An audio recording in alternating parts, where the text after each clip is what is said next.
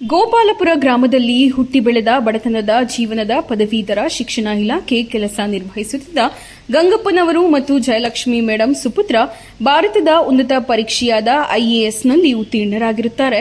ನಮ್ಮ ಸಮುದಾಯದ ಶ್ರೀನಿವಾಸಪುರ ತಾಲೂಕಿನ ಹೆಮ್ಮೆಯ ವಿಚಾರ.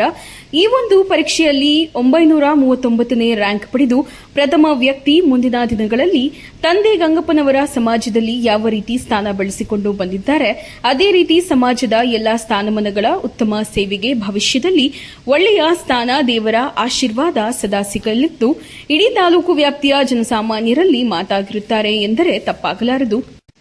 ಈ ಸಂದರ್ಭದಲ್ಲಿ ಗೌರವಾನ್ವಿತ ಐಎಎಸ್ ಗೌತಮ್ ರವರು ಮಾತನಾಡಿ, ಮೊದಲಿಗೆ ನಮ್ಮ ಗುರುಗಳು ಹಾಗೂ ತಂದೆ ತಾಯಿ ಗಂಗಪ್ಪ ಮತ್ತು ವಿಜಯಲಕ್ಷ್ಮಿರವರಿಗೆ ಹಾಗೂ ಸಮಾಜದ ಎಲ್ಲ ಜನತೆಗೆ ಕೃತಜ್ಞತೆಗಳನ್ನು ತಿಳಿಸುತ್ತೇನೆ.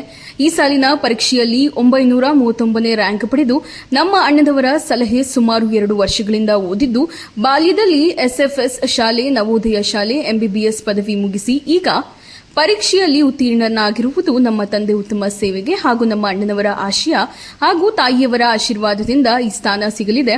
ಲೋಕಸೇವೆಗೆ ನನ್ನ ಮೊದಲ ಆದ್ಯತೆ. ನನ್ನ ಅವಕಾಶದಲ್ಲಿ ಪ್ರತಿಯೊಬ್ಬ ಪ್ರಜೆಗೂ ತಪ್ಪದೇ ಕೆಲಸ ನಿರ್ವಹಿಸುತ್ತೇನೆ. ಪರೀಕ್ಷೆ ಬರೆಯಬೇಕಾದರೆ ನಾನು ಜವಾಬ್ದಾರಿಯಿಂದ ನೆರವೇರಿಸುತ್ತೇನೆ. ಎಲ್ಲ ರೀತಿಯ ಉತ್ತಮ ಸೇವೆಗೆ ನನ್ನ ಸಹಕಾರ ನೀಡುತ್ತೇನೆ ಎಂದು ತಿಳಿಸಿದರು. ಈ ಸಂದರ್ಭದಲ್ಲಿ ಶಿಕ್ಷಣ ಪದವೀಧರ ನೌಕರರು ಗಂಗಪ್ಪರವರು ಮಾತನಾಡಿ, ಮೊದಲ ಆದ್ಯತೆ ಬಡತನದ ಬಗ್ಗೆ ಆದ್ಯತೆ ನೀಡಬೇಕು. ನಮ್ಮ ಮಕ್ಕಳು ಉತ್ತಮ ಶ್ರೇಣಿಗೆ ಹೋಗುವ ಆಸೆ ಇತ್ತು. ಪಾರದರ್ಶಕವಾಗಿ ಕಾನೂನುಬದ್ಧವಾಗಿ ಈ ದೇಶದಲ್ಲಿ ಬಡತನ ಹೋಗಲಾಡಿಸುವ ಅನಿಸಿಕೆ ಇತ್ತು. ನಮ್ಮ ಮಕ್ಕಳ ಭವಿಷ್ಯದಲ್ಲಿ ಈ ಉತ್ತಮ ಸೇವೆಗೆ ಪ್ರೇರೇಪಿಸಬೇಕು. ನಮ್ಮ ಮಕ್ಕಳು ಇಡೀ ದೇಶಕ್ಕೆ ಉತ್ತಮ ಸೇವೆಗೆ ಸೀಮಿತವಾಗಿರಬೇಕು ಎಂಬುವ ಆಸೆ. ಇಡೀ ವಿದ್ಯಾರ್ಥಿಗಳಿಗೆ ಉತ್ತಮ ಸೇವೆಗೆ ಸಹಕರಿಸಬೇಕು. ನನಗೆ ಜನ್ಮ ಕೊಟ್ಟ ತಂದೆ ತಾಯಿಯ ಆಶೀರ್ವಾದದಿಂದ ನನ್ನ ಮಕ್ಕಳು ಈ ದಿನ ಪ್ರತಿಫಲ ಸಿಕ್ಕಿರುವುದಾಗಿ ಎಂಬುದಾಗಿ ತಿಳಿಸಿದರು. ಈ ಸಂದರ್ಭದಲ್ಲಿ ಗೌರವಾನ್ವಿತ ಜಯಲಕ್ಷ್ಮಿ ಶಿಕ್ಷಕಿ ಮೇಡಂ ರವರು ಮಾತನಾಡಿ, ನನಗೆ 2 ಮಕ್ಕಳು ಎಸ್ಎಫ್ಎಸ್ ಶಾಲೆಯಲ್ಲಿ ವಿದ್ಯಾಭ್ಯಾಸ ಮಾಡುತ್ತಿದ್ದು, ವೈದ್ಯಕೀಯ ಪದವೀಧರರಾಗಿದ್ದು ಉತ್ತಮ ಸೇವೆಗೆ ಒಳ್ಳೆಯ ಸ್ಥಾನ ಸಿಗುತ್ತೆ ಎಂಬ ನಂಬಿಕೆ ಇತ್ತು. ಅದೇ ರೀತಿ ಸಮಾಜದಲ್ಲಿ ಒಳ್ಳೆಯ ಸ್ಥಾನ ಸಿಕ್ಕಿರುವುದು ದೇವರ ಆಶೀರ್ವಾದ ಎಂಬುದಾಗಿ ವ್ಯಕ್ತಪಡಿಸಿದರು.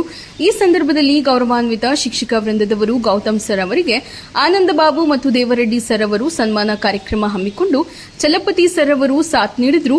ಈ ಸಂದರ್ಭದಲ್ಲಿ ಇಡೀ ಜನತೆಗೆ ಗೌತಮ್ ಸರ್ ಅವರು ಕೃತಜ್ಞತೆಗಳನ್ನು ವ್ಯಕ್ತಪಡಿಸಿದರು. ಬೆಳೆದು ಬಂದಿರತಕ್ಕಂತ ನಾನು ಹೇಗೆ ಬೆಳೆದು ಬಂದೆ ಅದೇ ರೀತಿಯಾಗಿ ನನ್ನಂತೆ ಇದ್ದಂತಹ ಅನೇಕ ಬಡ ಮಕ್ಕಳಿಗೂ ಸಹ ನನ್ನಂತ ಆಗ್ಬೇಕು ಅಂತಕ್ಕಂಥ ಅಭಿಲಾಷೆ ನನಗಿತ್ತು. ಇದರ ಜೊತೆಗೆ ನನ್ನ ಮಕ್ಕಳನ್ನ ಒಂದು ಸರ್ಕಾರದ ಉನ್ನತ ಶ್ರೇಣಿಯಲ್ಲಿ ಕಾಣಬೇಕು ಅಂತಕ್ಕಂತಹ ಉದ್ದೇಶ ಇತ್ತು. ಆ ಮುಖಾಂತರವಾಗಿ ನಾನು ಒಂದು ಫೀಲ್ಡ್ ಅಲ್ಲಿ ಸೀಮಿತವಾಗಿದ್ದೆ. ಎಜುಕೇಶನ್ ಫೀಲ್ಡ್ ಅಲ್ಲಿ ಪಾಠ ಮಾಡೋದು, ಅದು ಆ ರೀತಿಯಲ್ಲಿ ನಾನು ತೊಡಗಿಸ್ಕೊಂಡೆ. ನನ್ನ ಮಕ್ಕಳು ಈ ದೇಶ ಸೇವೆಯಲ್ಲಿ ತೊಡಗಿಸ್ಕೊಂಡು ಮಕ್ಕಳಿಗೆ ಬಡತನದಿಂದ ಕೂಡಿರ್ತಕ್ಕಂಥ ಈ ದೇಶದಲ್ಲಿರ್ತಕ್ಕಂಥ ಜನರಿಗೆ ಅವರ ವ್ಯಾಪ್ತಿಯಲ್ಲಿ ಬರತಕ್ಕಂಥ ಕ್ಷೇತ್ರದಲ್ಲಿ ಸಹಾಯ ಮಾಡಬೇಕು. ಪಾರದರ್ಶಕವಾಗಿ ಕಾನೂನುಬದ್ಧವಾಗಿ ತಮ್ಮ ಕರ್ತವ್ಯವನ್ನು ನಿರ್ವಹಿಸಿ ಈ ದೇಶದಲ್ಲಿ ಇರ್ತಕ್ಕಂತಹ ಬಡತನವನ್ನ ಹೋಗ್ಲಾಡಿಸ್ಲಿಕ್ಕೆ ಕಾನೂನುಬದ್ಧ. ಸರ್, ಗುಡ್ ಬೈ ನ್ಯೂಸ್ ಚಾನಲ್ಗೆ ನಮಸ್ಕಾರಗಳು. ಸರ್, ನಾನು ಬಡತನದಿಂದ ಬಂದಂಥದ್ದು ಗೋಪಾಲಪುರ ಗ್ರಾಮ, ಕುಗ್ರಾಮ. ಅದರಲ್ಲಿ ನಮ್ಮ ಮಗ ಹೇಳಿದಾಗೆ ಮೊದಲ ಪದವೀಧರ ನಾನೇ, ಮತ್ತೆ ಮೊದಲನೇ ಸರ್ಕಾರಿ ನೌಕರನು ನಾನೇ ನಮ್ಮೂರಲ್ಲಿ. ಹಾಗಾಗಿ ಈಗ ಎಲ್ಲ ಎಜುಕೇಟೆಡ್ಸು ಇದ್ದಾರೆ ನಮ್ಮೂರಲ್ಲಿ. ಹಾಗಾಗಿ ನನಗೆ ಬಡತನದ ಸಂಪೂರ್ಣವಾದಂಥ ಅರಿವಿದೆ. ಈ ಬಡತನದಿಂದ ಬೆಳೆದು ಬಂದಿರತಕ್ಕಂಥ ನಾನು ಹೇಗೆ ಬೆಳೆದು ಬಂದೆ ಅದೇ ರೀತಿಯಾಗಿ ನನ್ನಂತೆ ಇದ್ದಂತಹ ಅನೇಕ ಬಡ ಮಕ್ಕಳಿಗೂ ಸಹ ನನ್ನಂತ ಆಗ್ಬೇಕು ಅಂತಕ್ಕಂಥ ಅಭಿಲಾಷೆ ನನಗಿತ್ತು. ಇದರ ಜೊತೆಗೆ ನನ್ನ ಮಕ್ಕಳನ್ನ ಒಂದು ಸರ್ಕಾರದ ಉನ್ನತ ಶ್ರೇಣಿಯಲ್ಲಿ ಕಾಣಬೇಕು ಅಂತಕ್ಕಂತಹ ಉದ್ದೇಶ ಇತ್ತು. ಆ ಮುಖಾಂತರವಾಗಿ ನಾನು ಒಂದು ಫೀಲ್ಡ್ ಅಲ್ಲಿ ಸೀಮಿತವಾಗಿದ್ದೆ. ಎಜುಕೇಶನ್ ಫೀಲ್ಡ್ ಅಲ್ಲಿ ಪಾಠ ಮಾಡೋದು, ಅದು ಆ ರೀತಿಯಲ್ಲಿ ನಾನು ತೊಡಗಿಸ್ಕೊಂಡೆ. ನನ್ನ ಮಕ್ಕಳು ಈ ದೇಶ ಸೇವೆಯಲ್ಲಿ ತೊಡಗಿಸ್ಕೊಂಡು ಮಕ್ಕಳಿಗೆ ಬಡತನದಿಂದ ಕೂಡಿರ್ತಕ್ಕಂಥ ಈ ದೇಶದಲ್ಲಿರ್ತಕ್ಕಂಥ ಜನರಿಗೆ ಅವರ ವ್ಯಾಪ್ತಿಯಲ್ಲಿ ಬರತಕ್ಕಂಥ ಕ್ಷೇತ್ರದಲ್ಲಿ ಸಹಾಯ ಮಾಡಬೇಕು. ಪಾರದರ್ಶಕವಾಗಿ ಕಾನೂನುಬದ್ಧವಾಗಿ ತಮ್ಮ ಕರ್ತವ್ಯವನ್ನು ನಿರ್ವಹಿಸಿ ಈ ದೇಶದಲ್ಲಿ ಇರ್ತಕ್ಕಂತಹ ಬಡತನವನ್ನ ಹೋಗ್ಲಾಡಿಸ್ಲಿಕ್ಕೆ ಕಾನೂನುಬದ್ಧವಾಗಿ. ಸರ್, ಗುಡ್ ಬೈ ನ್ಯೂಸ್ ಚಾನಲ್ಗೆ ನಮಸ್ಕಾರಗಳು. ಸರ್, ನಾನು ಬಡತನದಿಂದ ಬಂದಂಥದ್ದು ಗೋಪಾಲಪುರ ಗ್ರಾಮ, ಕುಗ್ರಾಮ. ಅದರಲ್ಲಿ ನಮ್ಮ ಮಗ ಹೇಳಿದ ಹಾಗೆ ಮೊದಲ ಪದವೀಧರ ನಾನೇ, ಮತ್ತೆ ಮೊದಲನೇ ಸರ್ಕಾರಿ ನೌಕರನು ನಾನೇ ನಮ್ಮೂರಲ್ಲಿ. ಹಾಗಾಗಿ ಈಗ ಎಲ್ಲ ಎಜುಕೇಟೆಡ್ಸು ಇದ್ದಾರೆ ನಮ್ಮೂರಲ್ಲಿ.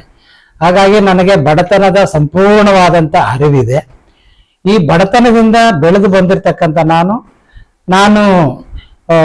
ನಾನು ಹೇಗೆ ಬೆಳೆದು ಬಂದೆ ಅದೇ ರೀತಿಯಾಗಿ ನನ್ನಂತೆ ಇದ್ದಂತಹ ಅನೇಕ ಬಡ ಮಕ್ಕಳಿಗೂ ಸಹ ನನ್ನಂತೆ ಆಗ್ಬೇಕು ಅಂತಕ್ಕಂಥ ಅಭಿಲಾಷೆ ನನಗಿತ್ತು. ಇದರ ಜೊತೆಗೆ ನನ್ನ ಮಕ್ಕಳನ್ನ ಒಂದು ಸರ್ಕಾರದ ಉನ್ನತ ಶ್ರೇಣಿಯಲ್ಲಿ ಕಾಣಬೇಕು ಅಂತಕ್ಕಂತಹ ಉದ್ದೇಶ ಇತ್ತು.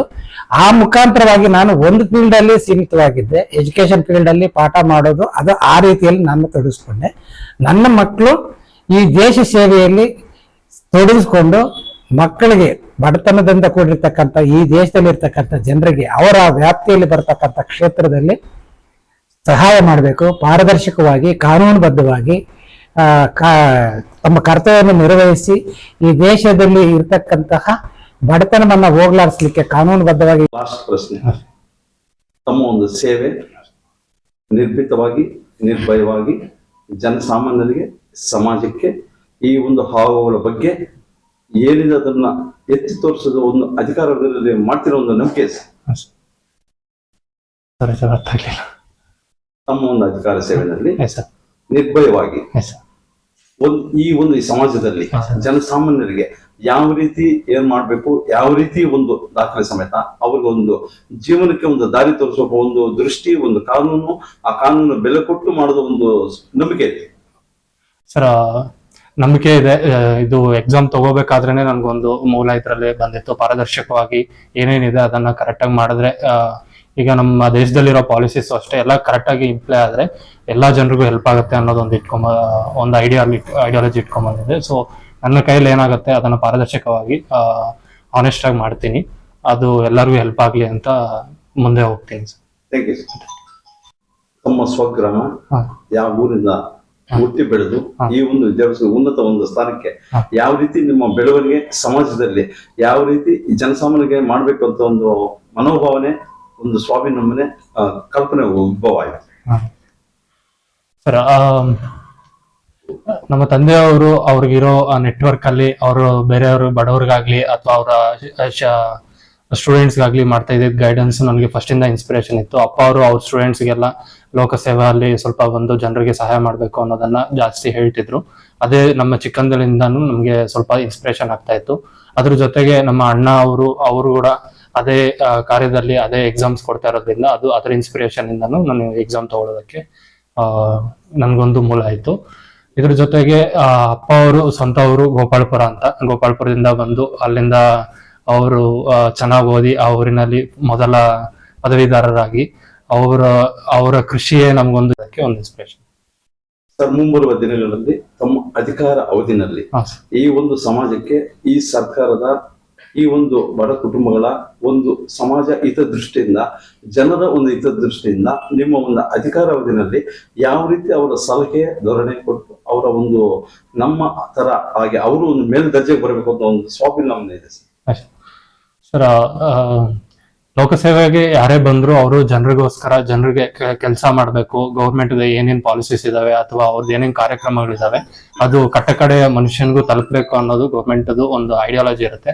ಅದನ್ನ ತಲುಪಿಸೋದು ಅಂತ ಅವರು ಯಾರ್ಯಾರು ಲೋಕಸಭೆಯಲ್ಲಿ ನಿಯೋಗರಾಗಿರ್ತಾರೋ ಅಂತ ಅಧಿಕಾರಿಗಳು ನನಗೆ ಕೊಡುವ ಅವಕಾಶದಲ್ಲಿ ಮತ್ತು ಯಾವ್ಯಾವ ಪರಿಸ್ಥಿತಿಯಲ್ಲಿ ಹೆಂಗೆ ಬರುತ್ತೋ ಸಮಾಜದಲ್ಲಿರೋ ಕಟ್ಟಕಡೆ ಪ್ರಜೆಗೂ ತಲುಪುವಂತೆ ನಾನು ಕೆಲಸ ಮಾಡ್ತೀನಿ. ಅದಕ್ಕೆ ಎಲ್ಲ ಗುರಿಯರ ಆಶೀರ್ವಾದನು ಪಡಿಬೇಕು.